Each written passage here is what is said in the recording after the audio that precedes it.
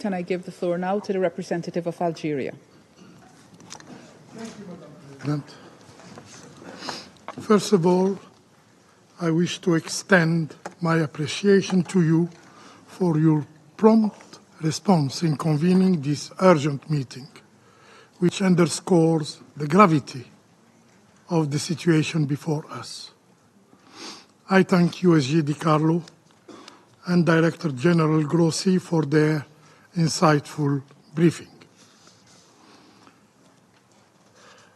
From the outset of the mandate of Algeria on this Council, we have consistently warned against the growing danger of a broad regional conflagration, fueled by a spiral of illegal acts and multiple provocations of Israel.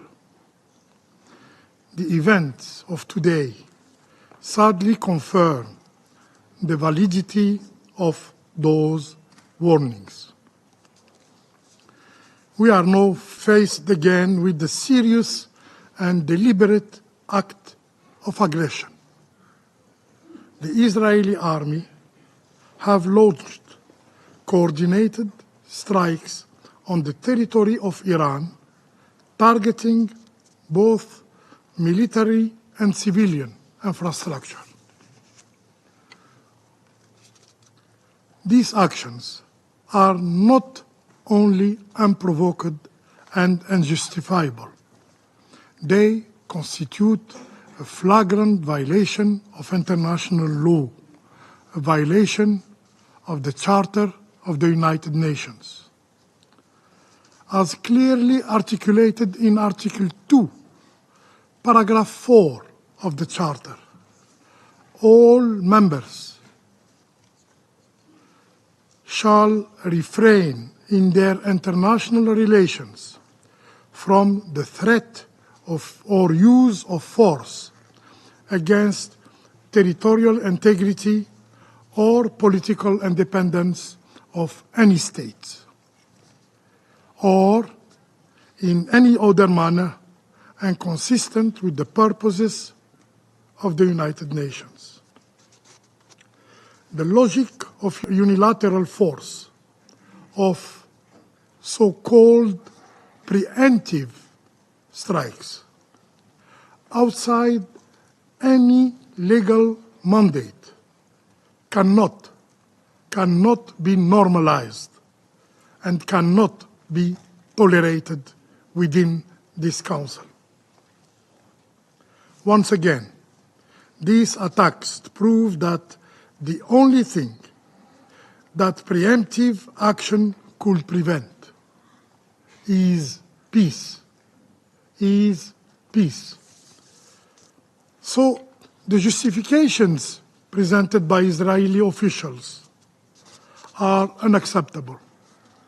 They are flawed, especially since they come from a UN member that continues to operate outside the framework of the Non-Proliferation Treaty, that is not fully under the IAEA nuclear safeguards regime, and which has persistently refused to join the negotiation process related to the establishment of a zone free of nuclear weapons and other weapons of mass destruction in the Middle East.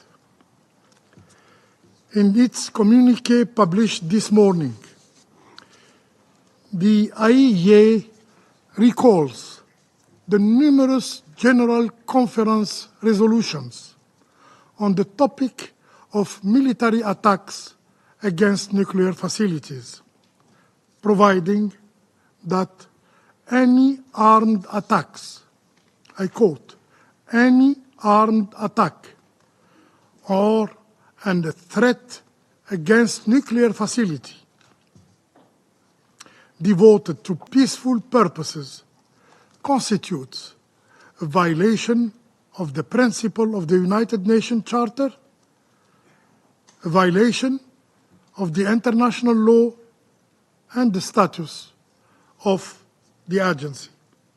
Furthermore, the IAEA has consistently underlined that armed attacks on nuclear facilities could result in radioactive releases with grave consequences within and beyond the boundaries of the state which has been attacked.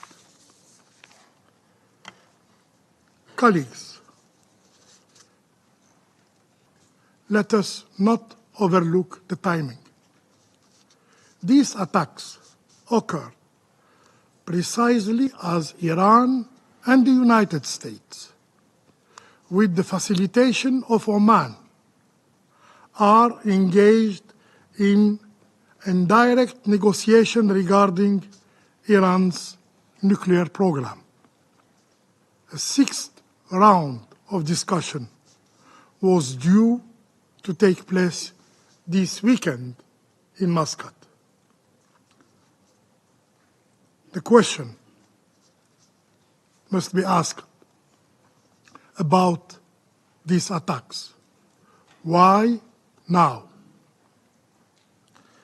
Madam President, the use of force without Security Council authorization, absent a legitimate claim of self-defense under Article 51 of the UN Charter, undermines the very foundation of the international legal order that this body, the Security Council, was created to uphold. It is an act completely divorced from any legal ground, but does not come to the surprise of anyone in this chamber. Yes, the Israeli acts like if international law does not exist, or simply it does not apply to them.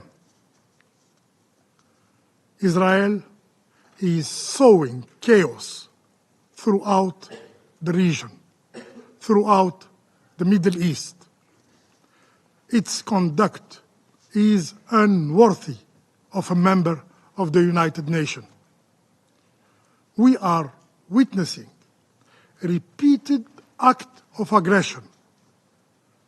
The bombing of the Lebanese capital, the occupation of new territories in Syria, in Lebanon, in Palestine, and repeated violation of Syrian sovereignty, including abduction of civilians, as occurred just yesterday.